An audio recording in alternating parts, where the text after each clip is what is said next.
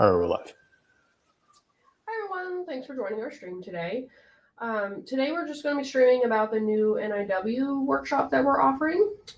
So what we're doing with the workshop is we're doing a condensed version of our NIW Ready program that we offered last year. We've decided not to relaunch NIW Ready. I think the name NIW Ready, it doesn't really jive with the current trends at USCIS. Because right now it is really hard to profile build and really hard to predict for exactly what USCIS will do with the petition. That being said, there are a lot of profile building activities that we've seen really improve chances for NIW approval, especially for the quote-unquote industry type cases.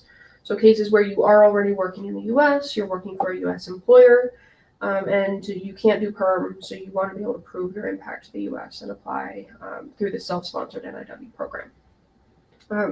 We're going to be offering you advice on what we've seen, or what I've seen work on past cases, along with some good networking tips. We'll have you fill out a roadmap so that at the end of the workshop you can do a plan for yourself that's in line with what we've seen work in the past. And then we'll offer a few other resources as well. The NIW profile building journey isn't necessarily as settled as the EB-1A profile building journey, because for EB-1A you have certain criteria, you have certain targets to meet. For NIW, it's much more personalized, and a much wider range of activities count and qualify. The key with doing the NIW profile building is that you really want to demonstrate your impact, your reach, your influence in your particular field, and that can be done through almost any activity as long as it demonstrates that you are involved in some way or recognized in some way. So we'll be going through what counts, what you should be looking for. I think this will be a really good program for recent graduates or people who recently got the H-1B visa. So people who might not be ready to file the NIW in the next 6 months or so, but are looking at filing their NIW either in the next year or in the next 2 or 3 years. You can join if you're more earlier stage. There are some people I think that will be building their profiles for about 5 years, especially if you're a recent grad and you're going through OPT and STEM OPT and then on to H-1B. You do have time, so you may benefit from the workshop. But we're going to try to focus this on really practical things that people who will need to file soon can take and use and actually generate a strong profile. And I think it will be effective based on what I've seen with a bunch of the recent trends.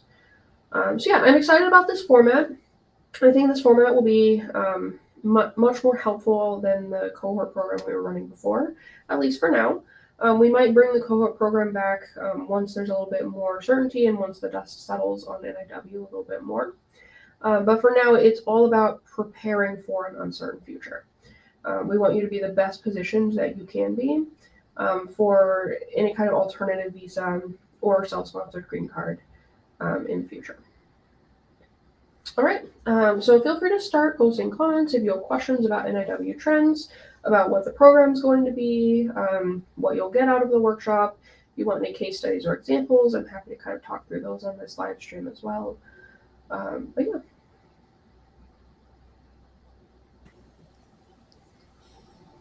Right, so I can just address some common questions that I've been seeing, and Jason, I can ask you if you have common questions as well. But the thing that I see the most, I think, through the free assessments that we offer on Waypoint's website, are a lot of PhD students really want the assessment now, and they really want to file the NIW now. And I would say it works if you're a PhD student and you want to file the NIW if you already have a lot of profile building things on your resume. So if you're a PhD student and you already have 10 publications and 100 citations, and your research is going really well and is relatively prolific for your stage of career, you might be able to file an NIW now. That's something you can consider.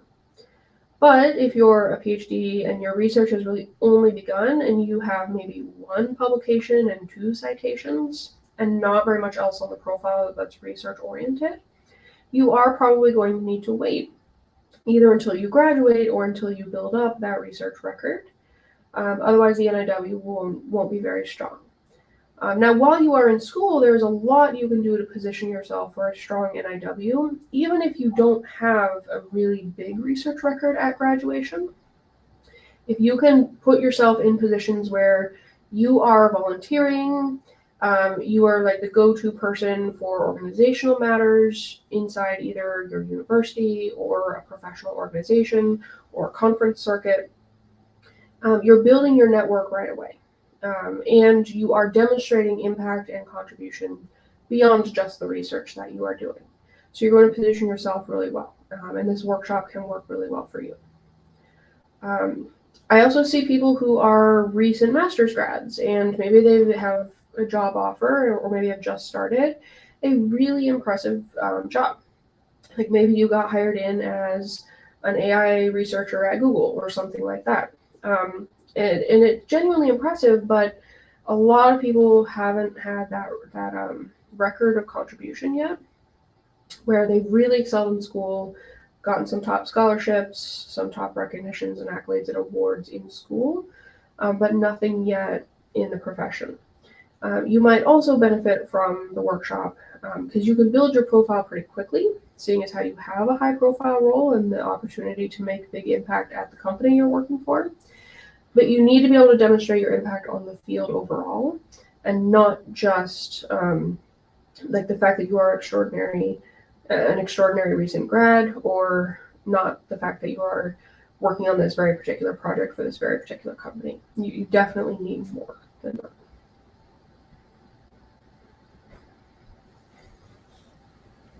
So that asks, will we be able to speak in the workshop to ask questions, or will it have to be typed questions? So we usually do both formats. We'll have a queue where you can raise your hand and where you can talk. Or if you prefer to type, we will kind of intersperse those questions and try to answer everything in order. And that format has worked well for us in the past. So I don't anticipate any issues there.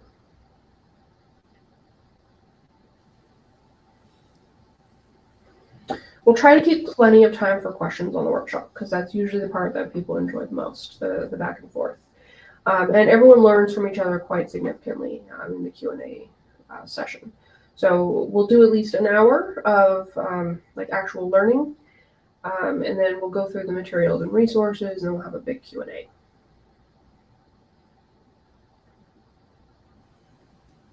Chandan asks, as a December 2024 PhD graduate and currently working as a research assistant professor, 5 publications, around 30 citations with H-1B on the way at historically Black college and university, when would be a good time to begin with EB-2? Yeah, so this is the foundation of a good profile. You could look at doing it now. I think a lot will depend though on what your proposed endeavor is, and showing that you're making progress towards that proposed endeavor. So the kind of case that I could see going either way, where I might look at it and assess it as strong to go already, or I might look at it and say it needs some significant work in these other areas. So this might be worth a consultation, or if you want to do a free assessment first, I'd be happy to take a look at it. But yeah, more information is needed here, because this is something I think that could go either way.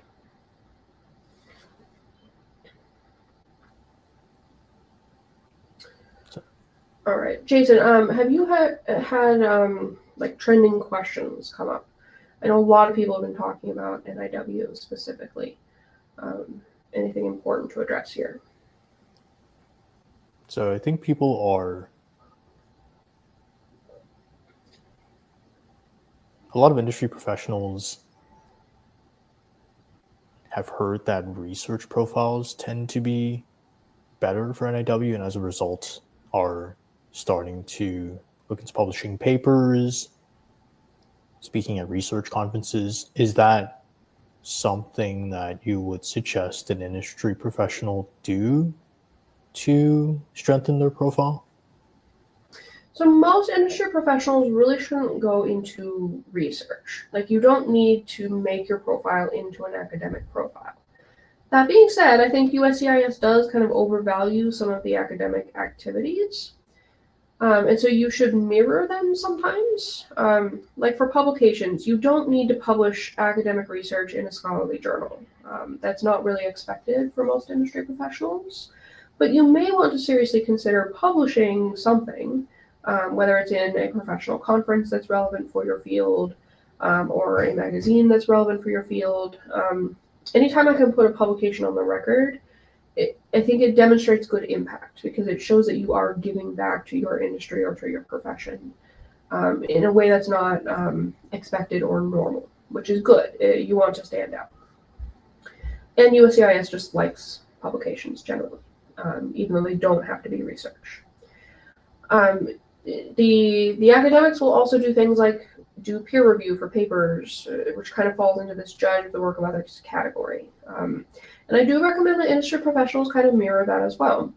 So you could do peer review for conference papers, or you can do other kinds of peer review where you're involved in some kind of formal mentorship program, or you could do competitions, especially if you're one of the head judges on a panel. It's good to mirror some of those activities in general, but don't become obsessed with research. You are not going to be a researcher overnight. And I will say for the academic profiles, USCIS doesn't like when they have only like 3 papers, 2 citations, that kind of thing. And if you are in industry and you're trying to publish academic research, that's most likely what you're going to end up with. Because it is hard to write a really groundbreaking paper that gets cited a lot of times. It is hard to be published a lot in really well-respected journals. There's a reason that the academics do it and no one else really bothers with it because it is a full-time job. So don't worry about it too much. You need to play to your strengths, but you can find some parallels and mirror some of the activities that USCIS routinely accepts. So if you do publish papers as an industry professional, do you need to publish like tens of papers, or because a lot of conferences now have industry tracks where they're open to submissions from industry professionals. So if you do add that element to your profile, do you need to present a research background that is as strong as that of an academic, or no? You do not, no. Yeah, I think it would be really unusual. I do see profiles from time to time that do this, both in NIW and in EB-1A. Like I just filed an EB-1A for an industry professional, very high-level expert in her field, and she has a lot of publications. She has dozens of publications. She has more than 500 citations, and it's all done in conferences. So it can be done. But I will say she did that with no expectation that this was paying off for profile building. So it was just something that she had fallen into after graduation and kept up with it as she was pursuing her full-time professional pursuits. It's hard to manufacture a research profile in a short amount of time that is satisfactory for USCIS. So it's not going to be the cornerstone of most people's NIW case. If you have something interesting to share, definitely publish it because that's always a good thing. But don't feel like you have to really labor and come up with something. And I think some people take it too far and actually make up a bunch of stuff because they think they need that research on their profile. Just don't do it. It is not worth it. It's not worth it even if it was accepted, and then USCIS may not accept it if they think something is weird. So yeah, not worth it.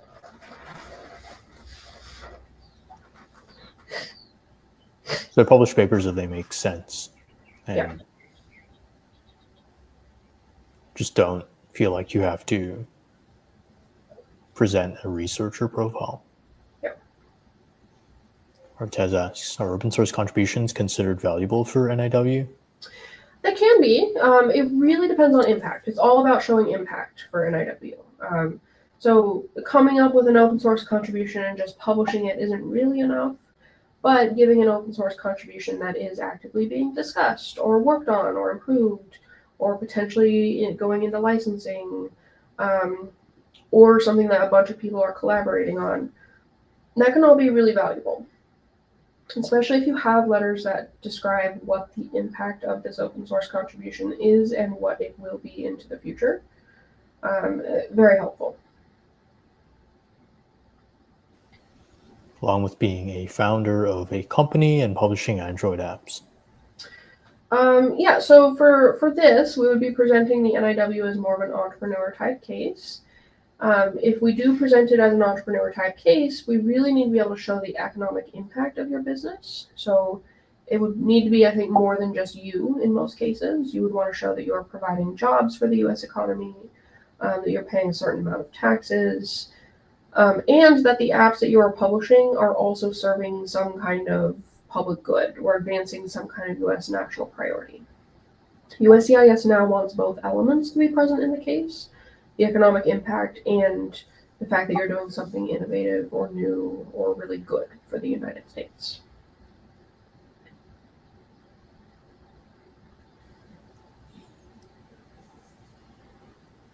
So if you do publish for NIW, do you need to publish in journals, or can technical publications work? Technical magazines? Yeah, technical publications can work. And, you may see some of my other videos where I say things like blogs don't really work for EB-1A, publishing in AWS doesn't work for EB-1A, Medium doesn't work, even like higher level publications like DZone or HackerNoon, they don't work for EB-1A. But all of these can work for EB-2 NIW. They're not necessarily going to be considered evidence equivalent to a scholarly paper, so you do have to consider what the evidence is being used for. But all of these things can show that you are making a contribution and impact in your field. And so if it makes sense for you to publish in one of these other publications, it's fine to do that. Levels matter to a degree, like the type of publication matters to a degree, but ultimately what matters is that you can show that you have influence and impact in your field. So just keep everything in mind along that line of thinking. If Jenny asks, I did 2 publications with 18 citations for EB-1A, and it was not accepted. They review citations very carefully. Also, social media articles were not accepted. So if you got authorship in the denial notice as one of the things that was denied, I definitely think you can push back against that because you meet the plain language of the criterion. Now, I could see them not giving you final merits, but if they didn't give you the criteria authorship, they probably did the analysis wrong. Now, of course, they can do the analysis wrong because they're not challenged very often on it, but that is something that you could come back and push back against them on. For the social media articles, though, yeah, they really don't accept those. So I could see that being denied.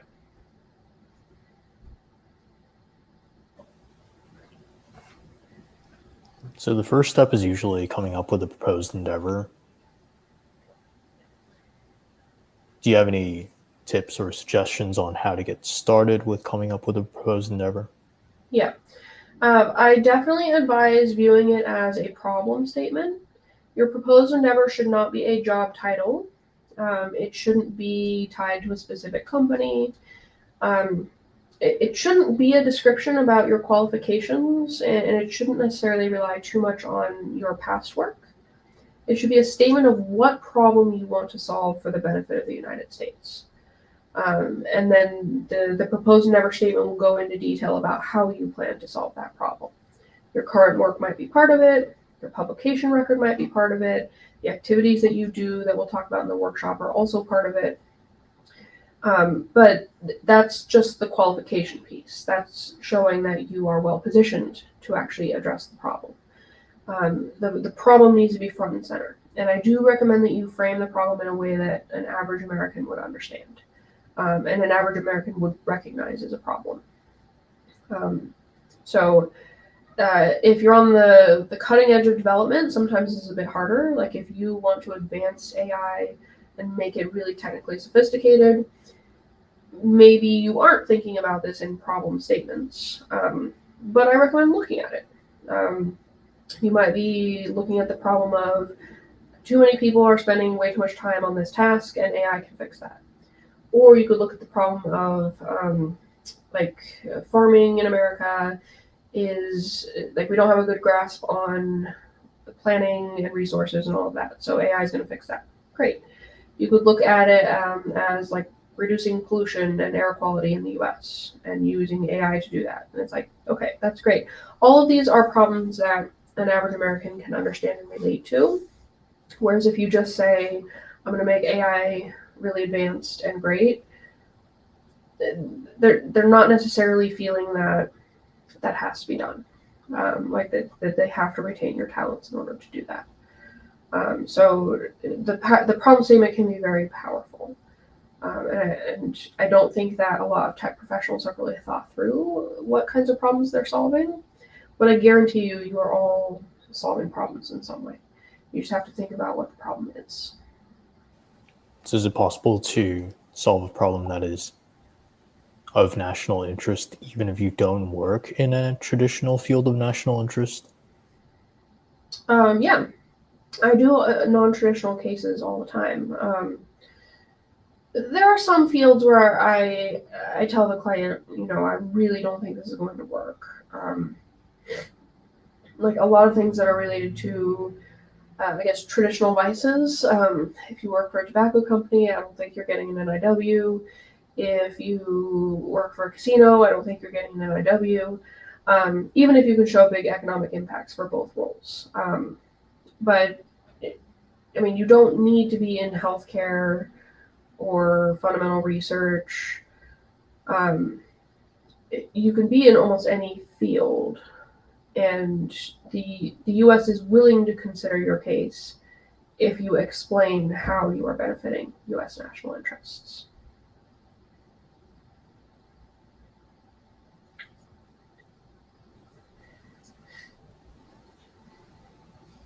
Says, got it. Thank you for the feedback. Just a follow-up.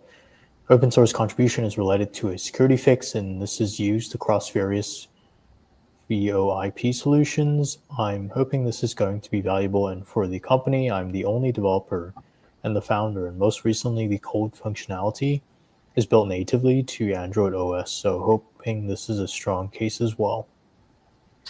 So it depends. If you're the only developer and you don't really plan to hire people, you can't make the economic argument as well.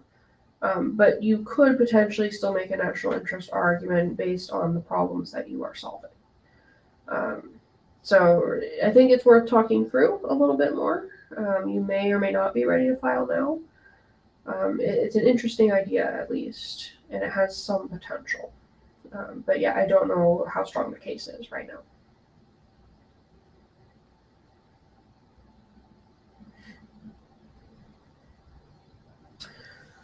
All right. Anything else, Jason, that comes up as a question or that you think we should address here? So outside of publishing, what else could you be doing to show that you are... Oh wait, there is a question. In the context of energy policy, how should one approach referencing previous executive orders or regulatory frameworks when they conflict with the priorities of the current administration? Yeah, I do not recommend referencing most Biden era documentation. We've started taking a lot of that out. There are still a few that haven't really been repudiated by the Trump administration, and they just make kind of common sense. So it's not like we're removing everything from the past administration, but in the context of energy policy, I don't think there's very much that we're still using or including at all. I would really recommend focusing in on what the current administration is saying, and including policy reports, news articles, and everything that's advancing what their strategic goals are. So for energy policy, it works really well. Like I've received a big uptick in people who are doing oil exploration, drilling, like anything related with fossil fuels. A lot of them are actually doing some really cool and interesting stuff. That we could have tied to sustainability initiatives in the last administration because they're trying to significantly reduce pollution. They're trying to increase carbon capture from the operations. And so it ties into both. And I think that this is something that gets lost a little bit. Like the different political parties and the different leaders talk very differently about these things. But when it comes down to it, in the industry, everyone is kind of aligned that we should be doing things like carbon capture. They're not really aligned on what the government's role should be in that. They're not really aligned in how much they should focus on it or what exactly they should be doing. But all of it is advanced technological development, no matter how you split it. And so if you would find that kind of common ground where everyone agrees that this is either a good idea or advances our own technology in the United States, and then tie it with some of the policy directives and rhetoric coming from the current administration, it can work really, really well. So I do still file like sustainability related cases in the new administration. We just take a different tactic with it. Like I'm doing one right now where the person is working in urban planning, and her whole thing was reducing like carbon emissions in cities. But another major part of her work was just reducing air pollution in general. And while we might disagree politically about how much carbon is an issue or how much it should be controlled, but we don't really disagree about air pollution being a really annoying thing. So we can still emphasize the parts of the case that everyone agrees on, and it's still going to be a really strong case, even if we're de-emphasizing some of the other things that she might have thought were more important at one point in time.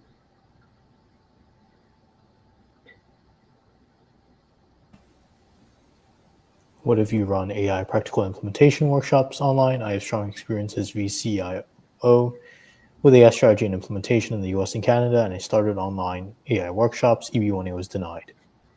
Yeah, so this sounds really good for EB-2 NIW.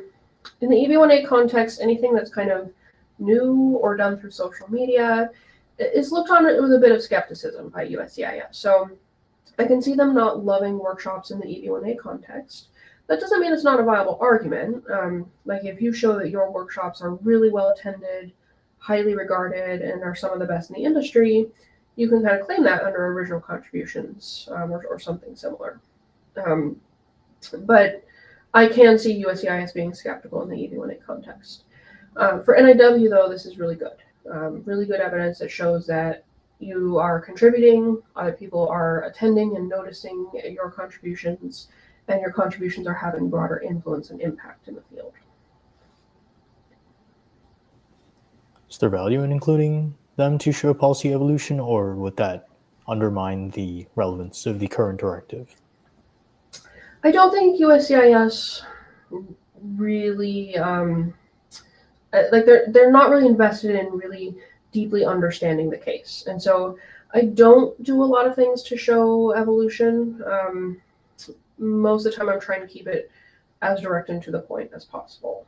So I probably wouldn't include it unless they come back with an RFE that's questioning something very, very specific.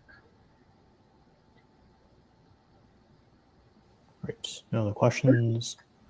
Thank you, everyone. I hope to see you on the NIW workshop. Have a great day. Thanks, everyone.